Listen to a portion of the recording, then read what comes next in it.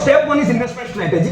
Investment strategy में कैसी करूं? दोस्तों मेरे को कोई विश मिले, बोलो आका क्या करूं मैं आपके लिए?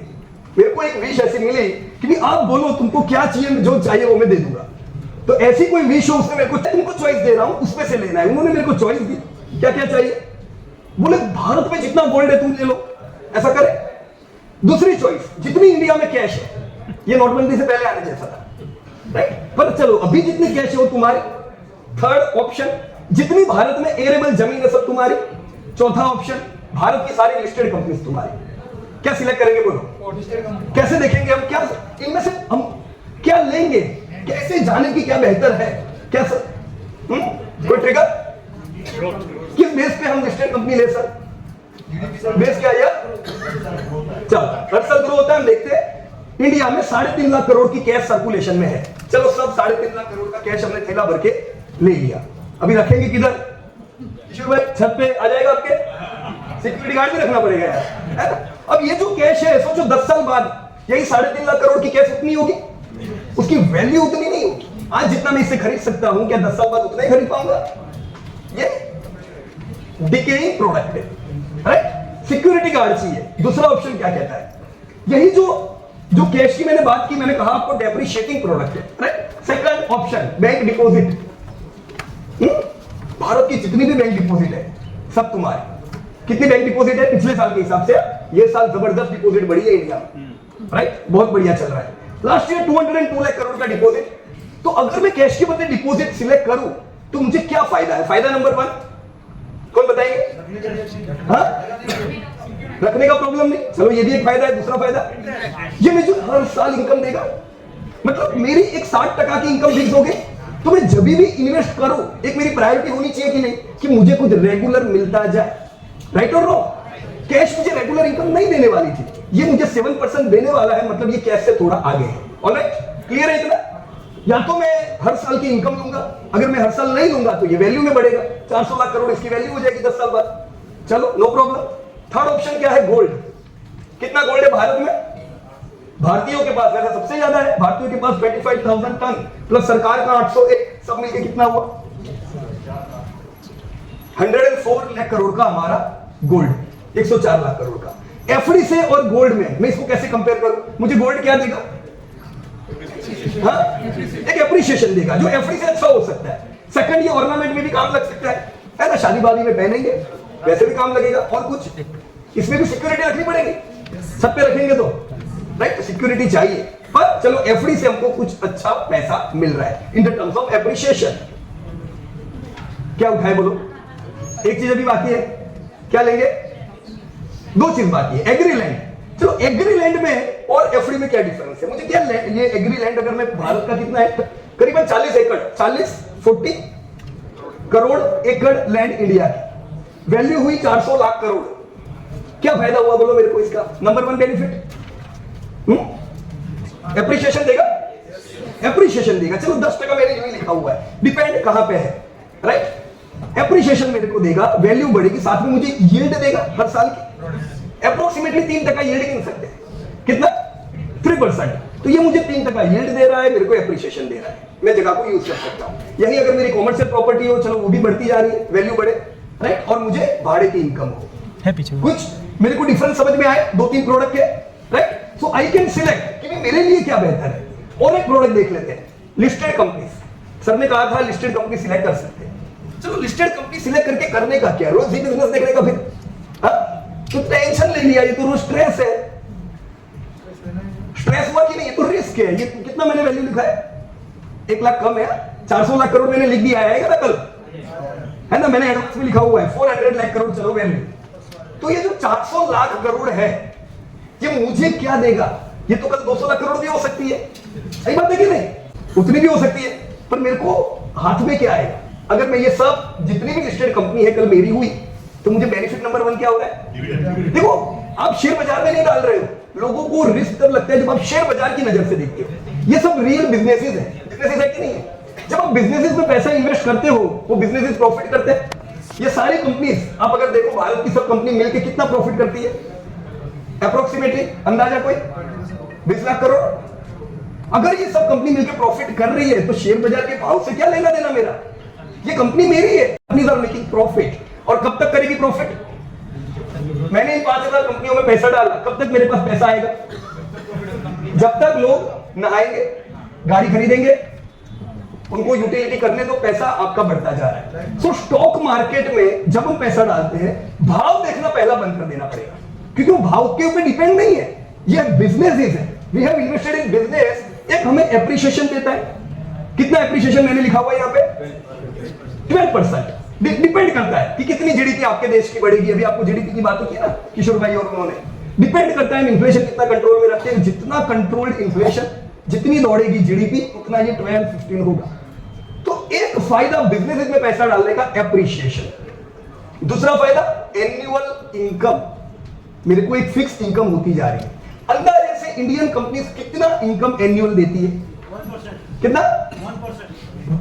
हाँ, हाथ ऊंचा करके बोलो ना सर, किधर से जाओगे? कितना सर? 1%। ओके या सर, क्या नाम आपका? विनोद भाई के लिए ताली हो जाए।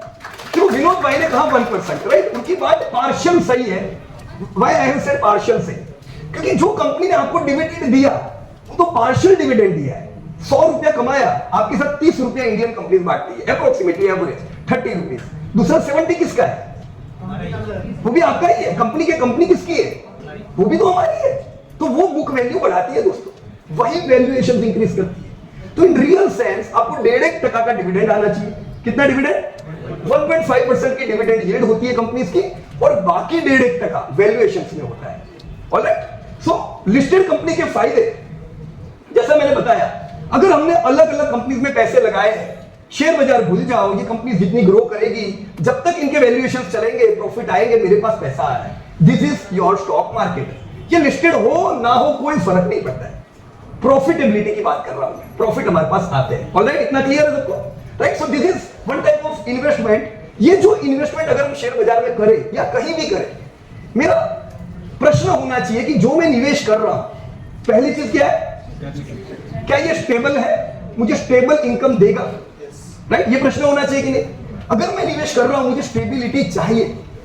आज मैं रिटायर हो गया, मुझे रिटायरमेंट के बाद हर साल एक फिक्स इनकम चाहिए होती है। मान लो आपने जो कंपनी में पैसा डाला है, आपको फिक्स इनकम हर बार नहीं आती है। 5 में से 3 साल देगी, 2 साल नहीं सर हमने लॉस कर दिया, तो स्टेबल इनकम बोलेंगे आप, उसे हम कहेंगे सस्टेनेबल इनकम नहीं है। राइट, तो स्टॉक मार्केट में हमें कैसी इनकम चाहिए? Sustainable income. तो स्टेबिलिटी चाहिए। दूसरा क्या है? लिक्विडिटी, मुझे जरूरत हो तो मैं लिक्विड कर सकूं। राइट, तीसरा क्या है? ग्रोथ भी मिलना चाहिए। देखो, ग्रोथ ना हो तो फायदा क्या उसका? तो ये तीनों चीज पे पैरामीटर जो इन्वेस्टमेंट खरा उतरता है, मैं शेयर बाजार नहीं कह रहा हूं, आपने जो इन्वेस्टमेंट देखे, you can invest it, stability, liquidity and growth. Alright, देखो ह्यूमन लाइफ साइकिल क्या है? जब मैं जॉब करता था, मेरे ड्रीम थे, मैं नया जब मैं पहला पगार मेरा आया, तो पहली पगार आने वाले थी, उस खुशी में मैंने एक लोन ले ली थी, बाइक ले ली थी। राइट, अब वो बाइक के हफ्ते चालू हो गए, बाइक के हफ्ते खत्म होते होते फिर और एक लोन आ जाएगी, आती है कि नहीं? ऐसा कुछ होता है। तो ह्यूमन लाइफ साइकिल क्या है? हमको बहुत सी चीजें पानी है, पर वो चीजों को पाने के लिए मुझे थोड़ी जल्दी पानी है। अब मैं थोड़ी वेट करता तो मैं मेरे पैसे से ले सकता था, पर वेट करनी पड़ती मुझे। मैंने वेट नहीं की क्योंकि मुझे आज के आज चाहिए था। राइट, तो मैंने किसकी मदद ली? बैंक्स की मदद ली, और फिर उनको मैं ब्याज भरता चला गया। तो नॉर्मल ह्यूमन साइकिल कुछ इस प्रकार से चलती है। गोल पूरे करने के लिए हम लोन लेते हैं और फिर हाई इंटरेस्ट वहां पे करते हैं। जो साइकिल बराबर नहीं है दोस्तों। ये अभी आरबीआई ने, कल ही आपको आरबीआई का डेटा मिला होगा, कल की परसों आरबीआई एमपीसी मीटिंग थी, राइट? उन्होंने ये डेटा, उसी मीटिंग का है ये डेटा, राइट? आपके पास पीडीएफ होगी। क्या इन्होंने बताया? ये ईएमआई है, ईएमआई टू इनकम रेशियो। क्या होता है ईएमआई टू इनकम रेशियो? ये इंडिया का एक्चुअल डेटा है। कितना है? बॉटम 20 कितना ईएमआई भरते हैं? 100 रुपया में कमाया, ये है मेरी ईएमआई। ये अच्छी चीज है दोस्तों, ये रियल चीज है, जो लेटेस्ट जो आपके आरबीआई ने ही डेटा प्रोवाइड किए। अब जितनी इनकम ज्यादा, ईएमआई कम हो रही है, पर एक मेरा परसेंटेज तो जा रहा है, राइट? तो मेरे पास दोस्तों 2 रास्ते हैं मेरे गोल को अचीव करने के। 2 रास्ते। रास्ता नंबर 1 कौन सा है? With borrowed money. मैं आज से तय कर लूं मुझे फटाफट सब कुछ चाहिए, कार, गाड़ी, एवरीथिंग, तो बोरोड मनी से लेना पड़ेगा। मैं थोड़ा समय दे सकता हूं, तो मेरे पास दूसरा रास्ता है। कौन सा है? With my own money, right? अगर मैं मेरे पैसे से ले सकता हूं, अगर मैंने बोरो से भी लिया है, बोरो किया और मैंने एक गाड़ी खरीदी, मैं उसका प्रिंसिपल देता हूं कंपनी को कि नहीं देता हूं? इंटरेस्ट भी भरता हूं, तो जब मैं दोनों चीज भरने के लिए कैपेबल हूं, तो मैं थोड़ा समय अगर वेट करूं, मेरे को खाली प्रिंसिपल लेकर के मेरा ड्रीम पूरा करना है, ये कैसे कर सकते हैं ये हम देखेंगे, बराबर, right. So I can even own with my own money, मेरे जो भी पर्पस है, गोल है, यस आई कैन अचीव, मुझे करना है क्या उसके लिए। लोग क्या सोचते हैं, पीयूष भाई तुमने बोला सब सही है, लेकिन मेरा सैलरी इतना नहीं है मेरे ड्रीम जितना। ये सबको लगता है कि मेरी इनकम कम है, वो मेरे गोल के हिसाब से, जैसे जैसे इनकम बढ़ती है गोल भी बढ़ता है, राइट। पर जब हम सोचते हैं what my small salary can do, just think about it, क्या रियली ये स्मॉल है? सोचो आप, कैसे मैं कह रहा हूं, अपना हिडन पोटेंशियल देखो। कितने लोग मीटिंग में ऐसे हैं जिनका एज 35 से कम है, पीछे की लाइन में, आगे भी है, आधा हाथ नहीं, आधा हाथ मतलब 70, 35, ओके ग्रेट, सबके लिए ताली होनी चाहिए एक बार। अगला इन्वेस्टर है, अपना हिडन पोटेंशियल सोचो कि मैं आज से, अभी जब मैं कमाना शुरू करूंगा, मेरे पास लाइफ है और मेरी इनकम कैसी बढ़ने वाली है। इंडिया में एवरेज इंडियन की इनकम कितना ग्रो करती है, कोई फिगर? अभी मैंने पूछा था प्रश्न क्विज में, जीडीपी पर कैपिटा कितना है, कितना आया इंडिया का ये साल का? 2.11 लाख। मैं आप ही के शहर में मीटिंग कर रहा था और हमारा जीडीपी पर कैपिटा 79,000 था। सोचो हम सब मिलते चले गए और 80,000 से इंडिया का जीडीपी पर कैपिटा ये साल 2.11 आया। ये ग्रो हुआ कि नहीं? अब जब सोचो, पेरेंट्स से पूछो कि चलो 20 साल पहले आप जब काम करते थे तब कितना पैसा मिलता था, आप एक ह्यूज डिफरेंस देखोगे दोस्तों। 10% कगार का एक ग्रोथ, ये 10G है रूल, 10G है रूल, 10% ग्रोथ करने का हम सोच सकते हैं। मैं जहां पे भी काम करता हूं, मुझे क्या करना पड़ेगा इसके लिए? ये क्या है? Skill level. जो अपनी स्किल बढ़ाएगा उसको ग्रोथ कैसा मिलेगा? और ज्यादा मिलेगा। पर जो स्किल नहीं बढ़ाएगा, नहीं मेरे को कुछ नहीं सीखना है, तो ग्रोथ आएगा अच्छा, फिर हम अंडर परफॉर्म करेंगे, right. So we should think in India, Bharat में जब इनकम 10% से बढ़ रही है, हमारा गोल भी होना चाहिए, यस ये तो मिनिमम आना चाहिए दोस्तों। ये अगर कोई व्यक्ति खाली 20,000 रुपए हर महीने के कमाता है, कितना मैंने लिखा है, राइट। बॉम्बे के लिए तो कुछ भी नहीं है, पर हम तो मीटिंग छोटे छोटे शहरों में भी करते हैं जहां पे ये इनकम सही है। 20,000 की इनकम में सोचते हैं मैं क्या कर पाऊंगा दोस्तों। यही इनकम उनकी हर साल 10G से बढ़ती है, उनको नहीं पता है वो कितना कमाने वाले हैं, राइट। अगर उन्होंने ये कमाई को नहीं बचाई तो पानी है बह जाएगा। ऐसा कितनों को महसूस हुआ कि यस मैंने 10 साल पैसे पे ध्यान नहीं दिया, पानी था ये तो बह गया। जब मैंने कमाना शुरू किया, स्टार्टिंग के 10 इयर्स तक मैंने 1 रुपया नहीं बचाया था। पेरेंट क्या कहते थे, बेटा बचाने का 10% पैसा बचाने का। मैं बोलता था मेरे को तो इनकम बढ़ानी है पापा, पैसा बचाने का मत बोलो, अभी तो सब खरीद करना है, राइट। फिर जब फंसते तो कौन याद आते, अरे ऐसे ही बोले थे। मैंने देखा यार 10 साल निकल गए, मैंने मेरे लिए कुछ भी नहीं किया, और अगर कुछ किया था तो वो तो मेरे सर के डेप्थ थी, बोरोइंग था, एसेट तो मेरी बनी नहीं थी वो टाइम पे, राइट। ये मैं पोटेंशियल नहीं समझा। एक 20,000 महीने के कमाने वाला व्यक्ति अपने लाइफ टाइम में 4 करोड़ रुपए बैंक में आने वाले उसके पगार के, कितने? 4 CR। ये अगर ध्यान डैम नहीं बनाया पानी पे तो ये सब बह जाएंगे, राइट और रॉन्ग। अब हम हमारी इनकम के हिसाब से सोच सकते हैं कितना कमाने वाले हैं टिल रिटायरमेंट। मेरे को एक रूल फॉलो करना चाहिए, and that is rule of 50-20-30। क्या रूल है? ये बड़ा सिंपल रूल है। मेरे को पेरेंट ने कितना बचाने को बोला था? 10। मम्मी कहती थी 10% बचाना, हम कहते थे इनकम बढ़ाएंगे। इनकम बढ़ रही थी बहुत अच्छी, पर जब प्रॉब्लम आए तब वो इनकम धड़ाम से कम हो गई और बचत तो कुछ ही नहीं थी, राइट। 50-20-30 एक बढ़िया रूल है। हम सब लोग समाज में रहते हैं, 50% खर्चा होने ही वाला है, होने वाला है नहीं होने वाला है। लाख रुपया में महीने के कमाता हूं, 50,000 कॉस्ट में जाएगा, राइट। और उसके बाद का जो 20% है वो किधर जाना चाहिए? इन्वेस्टमेंट। वो 20% इन्वेस्ट करना है। मैं ये 20% नहीं करता था, मेरे को तो उल्टे दूसरे 20% की जरूरत पड़ती थी, इतना खर्चा करते थे, राइट। 50-20 दूसरी प्रायोरिटी मेरा इन्वेस्टमेंट हुआ, और उसके बाद आती है लग्जरी, पिक्चर देखने जाना है, घूमने जाना है, रेस्टोरेंट, ये सब 30। अगर बचा इसके बाद तो ये 30 का नंबर लगेगा। पर अगर 30 से पहले 20 से पहले 30 आया तो क्या? बचाने से पहले अगर हम सब जगह घूमने गए तो 30 तारीख को पैसा बचेगा? नहीं बचेगा, राइट। सो ये 50-20-30 रेशियो के हिसाब से चलेंगे तो दोस्तों इतनी बढ़िया बचत होगी। मैं 10% भी बचाने का सोच नहीं सकता था दोस्तों, यस मैं अभी बचा सकता हूं, मैंने डिसिप्लिन मेंटेन कर दिया, राइट। तो एक डिसिप्लिन की बात है, हर महीना 1 महीना मिस नहीं करना है। अगर ये हैबिट हम करेंगे दोस्तों, पहाड़ बनेगा एसेट का, राइट। डिले इन इन्वेस्टमेंट, ये बहुत अच्छा एक रूल है दोस्तों। Delay in investment can be costly. मैंने मेरे इन्वेस्टमेंट को डिले किया था। एक उदाहरण है यहाँ पे, 1 करोड़ रुपया कोई अगर इकट्ठा करना चाहता है, कितना? 1 CR। नॉर्मल मैंने फिगर लिखी कि मेरे को 1 करोड़ रुपया इकट्ठा करना है, मेरे पास 30 साल है, तो मुझे मंथली 2861 बचाना है। कितना बचाना है? 2861। Anybody can do it, anybody can do it. पर मैं नहीं समझता हूं, करेंगे बाद में, करेंगे बाद में, करेंगे बाद में। 10 साल बीत गए, 20 साल पे मेरे को याद है, अब मेरे पास खाली 20 साल है। सबसे बड़ा मुझे नुकसान क्या हुआ पता है? जो काम मैं 2800 रुपए से कर सकता था, अब मुझे कितने चाहिए महीने के? 10,000। कितना बड़ा नुकसान हुआ? पीछे जो बैठे हैं यंग लोग, मैंने किया है, हुआ कि नहीं नुकसान?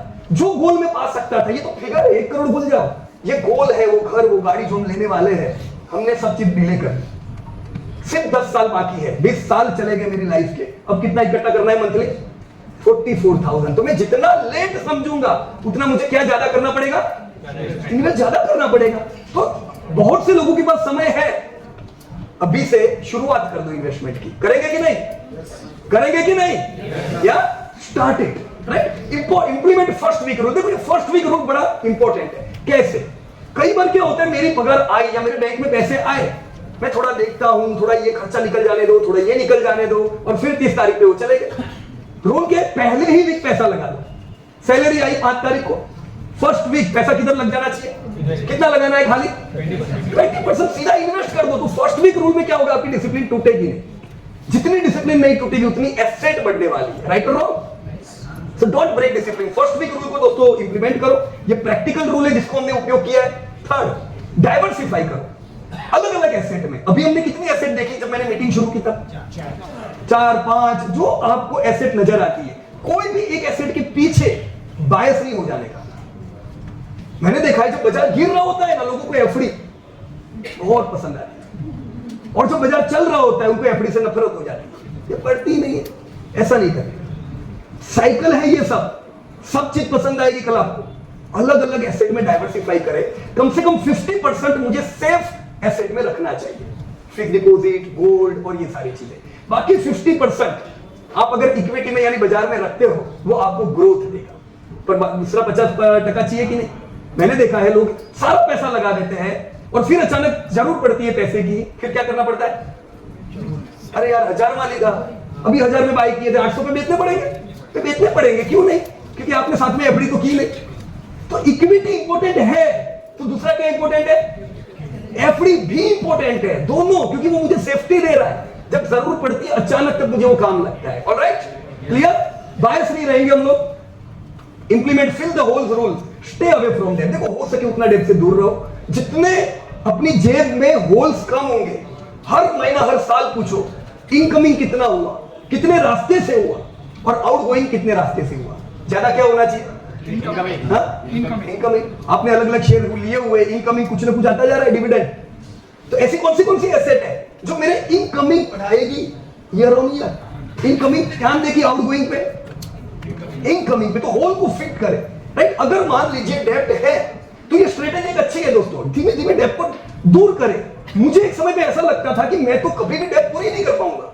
जो मेरे सर पे डेब्ट थी, मेरे को ऐसा लगा मैं निकलूं कैसे यहां से। पर देखो गोल किया कि नहीं, पहले इसको निकालना है, निकल गई, राइट? तो अगर हम सोचते हैं हम कर पाते हैं, हम नहीं सोचते हैं हम डिमोटिवेट रहते हैं, right? Think about it. Average strategy, average मतलब क्या?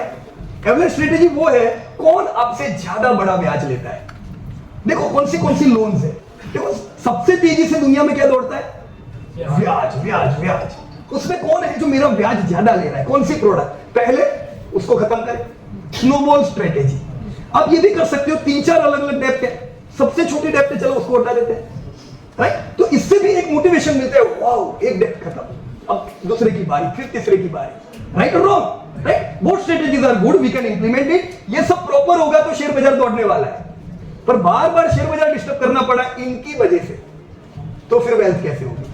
राइट और wrong? Assured 6x emergency fund दोस्तों, शेयर बाजार में डालो, धूम पैसा डालो, पर 6x जो मेरी इनकम है उसका 6x मंथली, लाख रुपया महीने की इनकम है तो 6 लाख रुपया any point of time emergency fund में होना चाहिए। क्योंकि कल अचानक जरूरत पड़ सकती है और आप शेयर बेचने गए तो शेयर जब जरूरत में बेचोगे वो नीचे के दाम पे बिकेंगे। अनुभव से कह रहा हूं, कितने लोग एग्री करते हैं? बराबर कि नहीं? हमको ऐसा नहीं करना है दोस्तों, हमको हमारे दामों पे बेचना है, मजबूरी में नहीं। तो ऐसा ना हो इसके लिए मैं क्या करूं? 6x इमरजेंसी फंड रखूं मैं मेरे पास। सिंपल है, कर सकते हैं ये। फिर बाजार की बारी, इसके बाद बाजार की बारी। Then money at work 2x rules. अब जो पैसा मैं लगाने वाला हूं, जैसे मैंने इमरजेंसी फंड में लगाया, मैं हर महीना इन्वेस्ट कर रहा हूं। कितना इन्वेस्ट कर रहा हूं? इनकम का 20% मैं सेविंग करता जा रहा हूं। पहले मुझे नहीं सोचना है कि मैं कौन सा शेयर खरीदूं। सब लोग क्या करते हैं, पैसा आता है सीधा टिप देखना शुरू कर देते, कौन सा शेयर कौन सा शेयर कौन सा शेयर। नो, सबसे पहले जैसे पैसे आए वो फिक्स सिक्योरिटी पे जाने चाहिए। किधर जाने चाहिए? कम से कम। वो कौन बनेगा करोड़पति में, है ना, कि भी गलत भी हुआ तो इतना तो लेके जाओगे। तो फिक्स सिक्योरिटी में कितना लेके जाओगे? कितना? कम से कम कितना? 6% तो आ रहा है ना। अभी दिमाग नहीं लगाना है, पहले तो इन्वेस्ट कर दिया, अब शांति से धीमे धीमे फिर वो पैसे को आप इन्वेस्ट करो। ये सोचो कि मैं 2x कैसे बढ़ूं। कितना x? मतलब एफडी ने कितना दिया? 6.5, तो 2x यानी कितना हुआ? 13 परसेंटेज में मुझे स्मार्ट बनना है। किसमें स्मार्ट बनना है? मुझे परसेंटेज में स्मार्ट बनना है कि जो बेस परसेंटेज है 6-7%, उसको मैं 12%, 15% कैसे करूं। सोचोगे कर पाएंगे, नहीं सोचेंगे नहीं कर पाएंगे। Right? So 2x should be our goal. Right? ये कैसे करें? आज की मीटिंग हमारी इसी पे है कि मैं कैसे 2x करूं। अगर कोई ये सोचता है मेरे को 20x चाहिए, हर महीने की 10% चाहिए, तो ये मीटिंग ट्रेडिंग के लिए नहीं, राइट, उनके लिए नहीं है। आपको सस्टेनेबल मुझे अर्निंग देनी है, ऊपर नीचे वाली नहीं, बराबर है। Brand implement 25x retirement rule. Retirement कब होना है?